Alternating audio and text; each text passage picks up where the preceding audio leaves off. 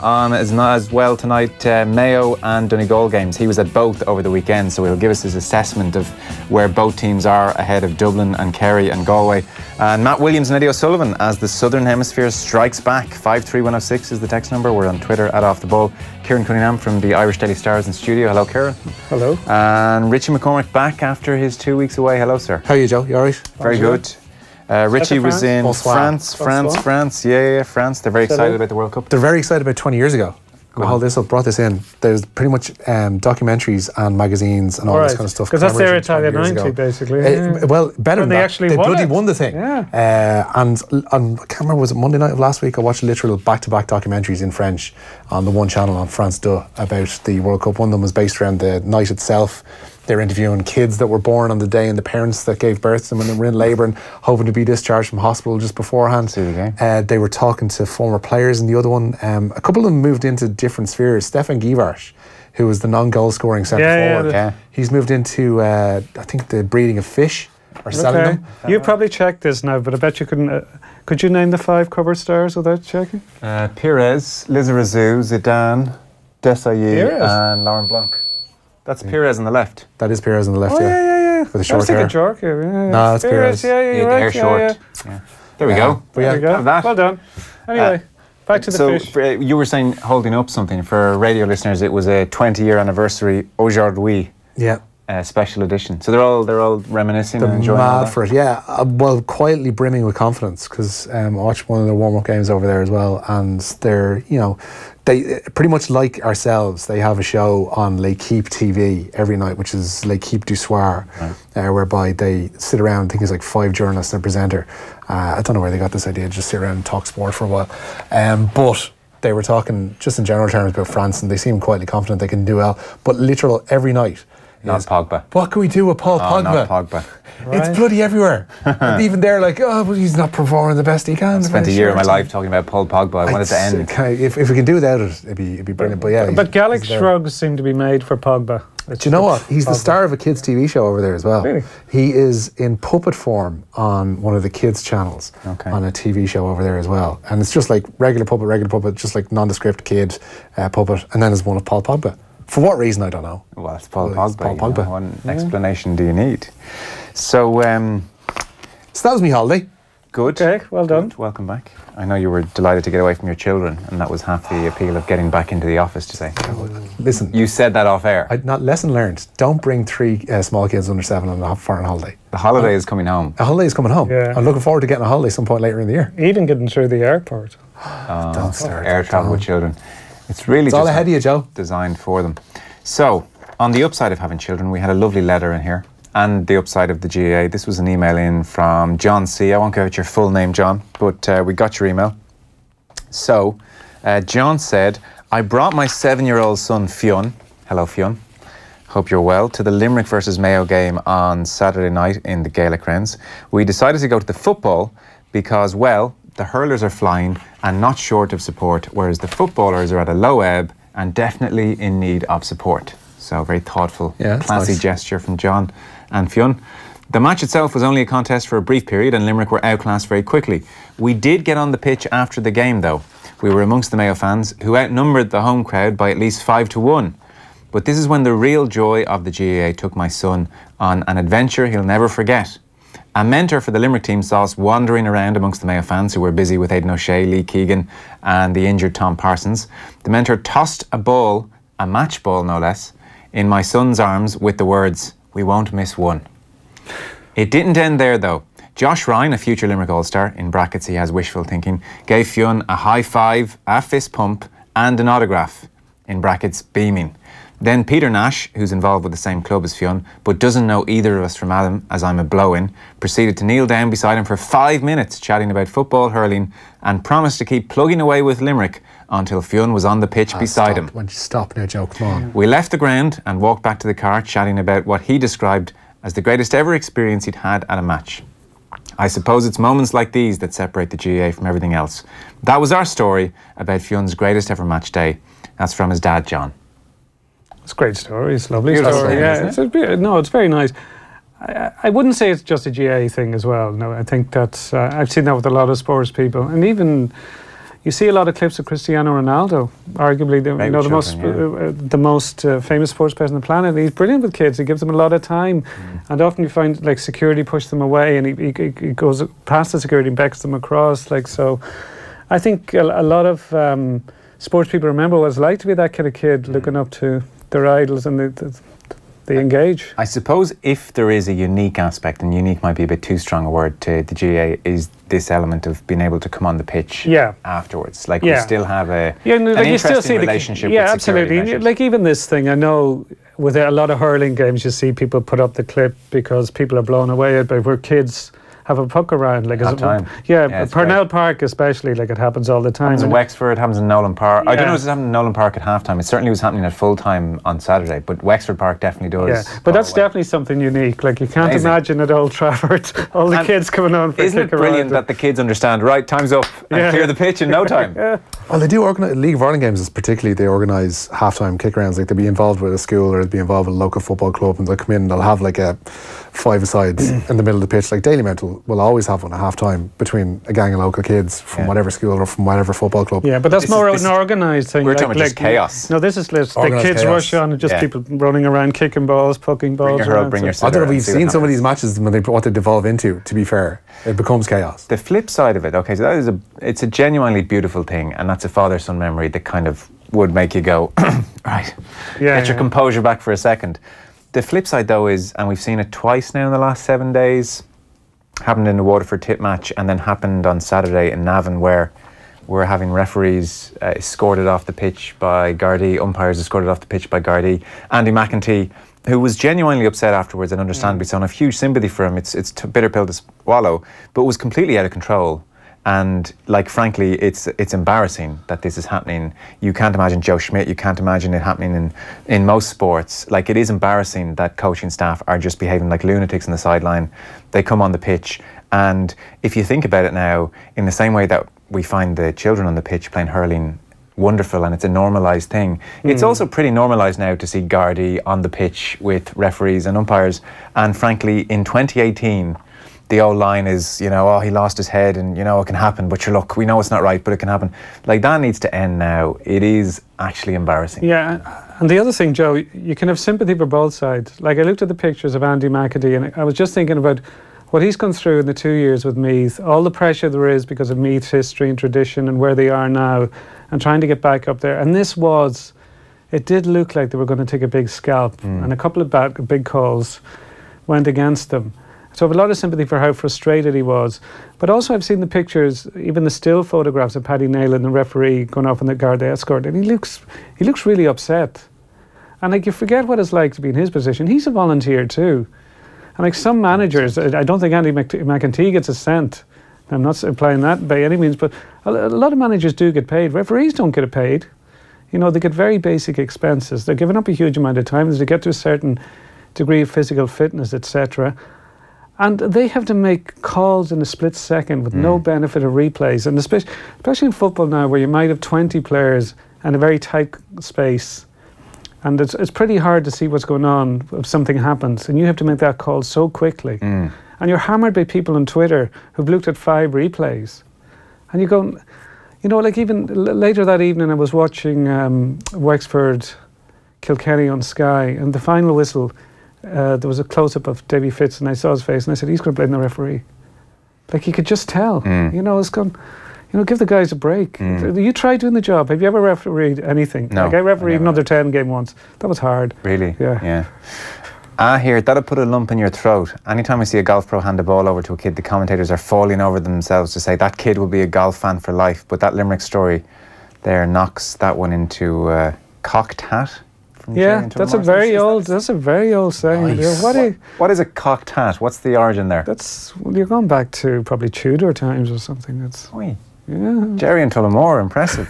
So that Limerick story knocks the golf story into Paul Rouse, Jerry and Tullamore, all these academics, and they know their history. Surely the pitch invasion stuff is a health and safety issue. If that child accidentally runs into some irate footballer or manager, there'll be a lawsuit in no time from the spoofer in Wicklow. I mean, I presume it is. I presume it is a health and safety issue, and yet we just kind of hope it keeps on bumping along and nothing bad happens. That's like there's certain sports you don't want it to happen. You don't want it to happen in boxing. No. Really, or MMA. I think it'd be a bad idea. We're not a very litigious country. Like, I think if we're not. Well, I think if you compare it with the States. Let me introduce you to our defamation laws, Joseph. Oh no, but I'm talking about in this instance. Like, I think if a kid hurts himself or herself on the pitch by running on or playing hurling at half time, I don't think there'll be a lawsuit with the county board on the Monday. I'm not convinced in that. I think we are quite litigious in things. What are we litigious on? I think falls, breakages, any kind of slip like that, yeah. Okay. People sue these days. I suppose. Where there's blame, there's a claim, Joe. Fair enough. I guess there's a reason that schools don't even let kids run anymore. I love that French team, the '98 team that is, and I knew they'd beat Brazil in the final even before the Ronaldo saga. As an Arsenal supporter, the Vieira Petit third goal on the night was the cherry on top of the cake. As one of the Red Tops put it, Arsenal win the World Cup from James and Kerry, did they? Yeah, that was Piers Morgan, unfortunately. Oh, was it? Oh, that explains that. He was editor of the Mirror, so. It really was an amazing French side, that '98 side. We'll talk to Pat Nevin later on. I was going to ask Pat when's the last great World Cup winning side? But then I thought, of course it's Spain. It's Spain 2 World Cups ago. Is it though? Is it? I was thinking about this. The exact same thing. No. What did they score? 8 goals? They weren't great in that World Cup at all. No. But they are. Look, the Germany side 4 years ago, they were a World Cup winning side. But the last great World Cup winning side, Spain 2010, are one of the great all-time teams. Not having that at all. No. Are we not having that? No, because they're a great team sandwiched into a really poor performance in the tournament. We are, yeah. But they're a great team. In 2 years prior. I think their peak was probably Euro 2012. They were outstanding in Euro 2012. What, they won the final 4-0? Yeah, against Italy. Yeah. They were outstanding in Euro 2012. Okay, well, maybe the memories are blurring slightly. Yeah. The World Cup was kind of a 1-0 affair. It was injury time, okay, we need to get things moving then. We're talking hurling in about 10-15 minutes time with Jamesy and Tommy Dunn. And the football round 2 qualifier draw has happened? Yeah, it happened this morning. Netwatch Cullen Park confirmed as the venue for the second round football qualifier meeting of Carlow and Tyrone. The game will take place on Saturday the 23rd of this month. Waterford's reward for their first championship win in 7 years is the visit of Monaghan. That's at Fraher Field. Mayo will travel to Semple Stadium for their meeting with Tipperary. Markovich Park hosts the clash of Sligo and Armagh. Leitrim face Louth and Carrick on Shannon. Longford will welcome Kildare to Glennon Brothers Pearse Park. And the meeting of Cavan and Down, the All-Ulster affair, yet to be given a venue. The only one of those qualifiers to be played on Sunday the 24th will see Offaly welcome Clare to Tullamore. Tipperary senior hurling manager Michael Ryan says he'll take time to consider his position following the Premier County's early championship exit. The 2016 All-Ireland winners completed the round-robin series without a victory. They had a 5-point lead slip to lose by 2 points to Clare at Semple Stadium yesterday. Last year's All-Ireland runners-up are also out of the championship. Waterford suffered a 13-point defeat to Limerick. That was at the Gaelic grounds. Derek McGrath told Usheen after yesterday's game that injuries and suspensions took their toll upon his panel.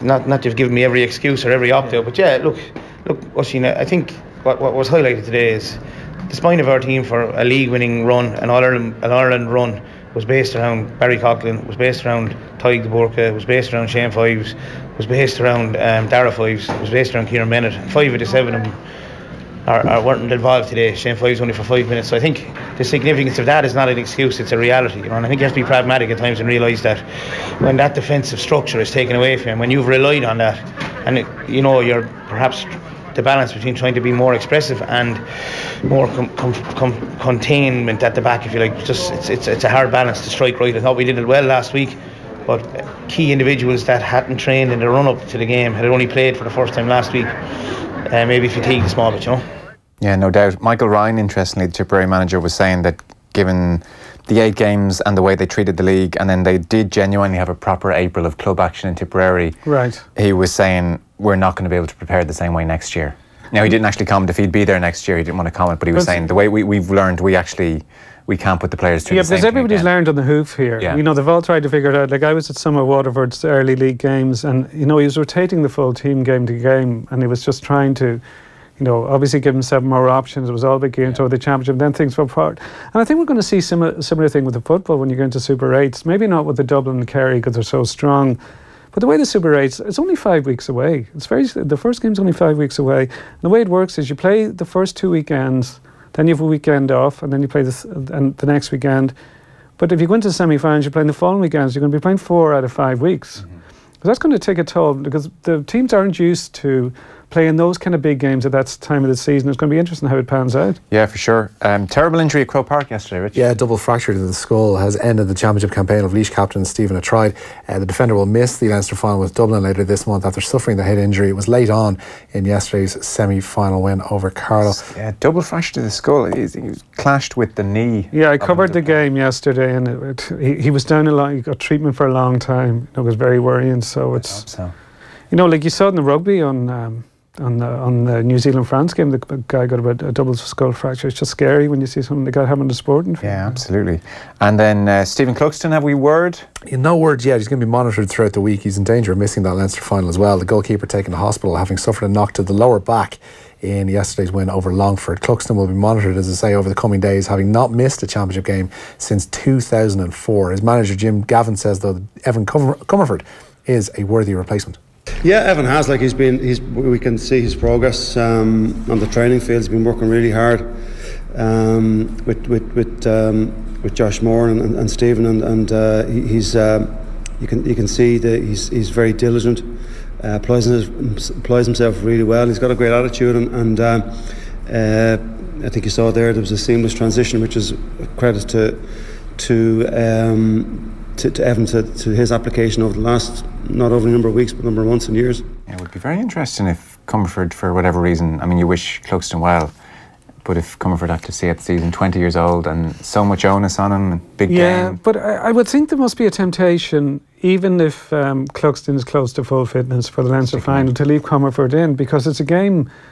I think Dublin know they're going to win it anyway, and to just make sure Cluxton is right for the Super 8s when they need them, because I remember I was at the Laois Dublin game 2 years ago when they played in Nolan Park, and even though Dublin won comfortably, they caused them a lot of trouble in the second half when they were putting high balls in, with Donny Kingston jumping in and Cluxton. And especially if he's got a back problem, they could try that again. And you might be better, like if a back problem is aggravated, it can be hard to shake off when you're 36 and you have a lot of mileage on the clock. Absolutely. Definite red card for the Longford player, lads. But what about Johnny Cooper, wonders Longford fan Tom? I mean, we're not in his head, and so you can't say for sure. But I would say it looked more than just a bit naughty, to be honest. A clenched fist? Yeah. Is that how you would attack a ball? I don't like. I would agree with you, and you don't know intent, so I'm not going to say intent. But I will say this: I don't know any All Ireland winning team that's had 6 angelic choir boys in the defence. No. I think generally they play very much on the edge, and Dublin they have not, like everybody talks about Philly McMahon. There's a few other guys there that they know how to put themselves about, and that's not a bad thing. Yeah. It is if you're the guy getting the fist in the face accidentally or otherwise. Dermot and Laois, at the end of the match in Thurles, we have to, we think this may have happened, we don't know, but we're going off Dermot and Laois's text here. At the end of the match in Thurles on Sunday, the Clare goalie ran to one of his teammates to celebrate. Within seconds, there were 15 little kids clearing out his sliotar bag. Oh dear. Slittergate 2. Yeah. See that? They're little tugs at the end of it. You know, we get the lovely letter in. There was something. What was that? Were they changing out the Clare? One of the goalkeepers' slitters. It was the Cork goalkeeper. But they were stealing them or something, wasn't there? No, there was some other incident. There was somebody stealing. You don't have one last year. Yeah, what was that? Yeah. It's gone his memory now. It's one of those great GA scandals, which is huge this week. Was it soaking the balls? No, it was a selector or somebody, and was he stealing balls from I think it was the son of someone involved in the camp ran around and may have either took his slitters that he preferred. Could they have taken the hurl? Someone will text in and know. What happened last year? There was footage of it. It was what big happened last year? Text in 53106. I guarantee we'll get 10 texts. People will remember straight away. My son won the opportunity to be a mascot at the Wales-Portugal Euro 2016 semi-final. Wow. He walked out with Ashley Williams, but Ronaldo gave him a high five, highlight of my son's life. Ronaldo does, there's these YouTube montages of Ronaldo just being very nice to kids. But if you talk to Have you anybody... not seen them? Don't tend to go looking for them, Joe. Oh, you should actually look at the montages of, like, they have names like Ronaldo, not an asshole, or like Ronaldo's actually a sound guy. What are you searching for when you come across these, Joe? But like, I mean, you know how YouTube works. When you watch a Ronaldo goal and then you get a list of suggested But videos. I always thought it was very telling that because Roy Keane hammers everybody. But if you ever hear him talking about Ronaldo, he's always full of very praise. kind, good lad. And Ferguson's the same. Yeah, and not the just same 'cause with he's a the good likes of John O'Shea. All the guys that have played with him, they all say he's a really decent fella. Yeah, seems to be. The word on Keith Earls then? Yeah, is the Irish rugby team's only major injury concern heading into the second test of their summer series with Australia. The Munster man suffered a head injury during Saturday's defeat in Brisbane, and he's following the return to play protocols. Ireland will leave the European Elite Women's Boxing Championships in Sofia with a pair of bronze medals. Michaela Walsh lost her featherweight semi-final on points in a split decision to Russia's Daria Abramova. Earlier, Kelly Harrington lost her lightweight semi-final to the 2016 Olympic bronze medalist Mira Pokkanen, a lady who also accounted for Katie Taylor in the last Olympic Games. Clock is against us. Do you want to give us 30 seconds of any other stories you want to... The years, 10 years even after leaving Derry City, Paddy McCourt's going to rejoin the Brandywell club, the former Celtic and Northern Ireland winger, to become the head of Derry's youth academy. He'll take up his new role in September when his playing contract with the Finn Harps expires and his playing career draws to a close. And then finally, guys, brilliant point regarding referees, and I'm just in my second year as a ref in Laois, and seeing fellow referees being escorted off is making me really rethink continuing on. Oh, don't do that. I mean, continue on, but just don't ever make a bad decision. That's the advice, and you'll be fine. Kieran, thank you for coming in. No problem. Appreciate it. 53106, the text number. We're on Twitter, @Off the Ball. We're talking to Tommy Dunn, James O'Connor next. Off the Ball on Newstalk. Moncrief. Flutes are out of style. Kay wants to know, I have loads of them in the press. Do I dump them? What do we drink champagne from instead? Now they're actually finding that just an ordinary good quality wine glass works just as well. So hang on to your flutes, and they probably cost you a fortune as well. John in Limerick says, right, I'm hanging on to my flute. Please ask the wine lady, what do I do next? Moncrief. Weekdays from 2 p.m. on Newstalk. Dad, you're my hero. For Father's Day, I went to the prepper shop to buy your favourite aftershave, Boss Bottled Night. They wrapped it for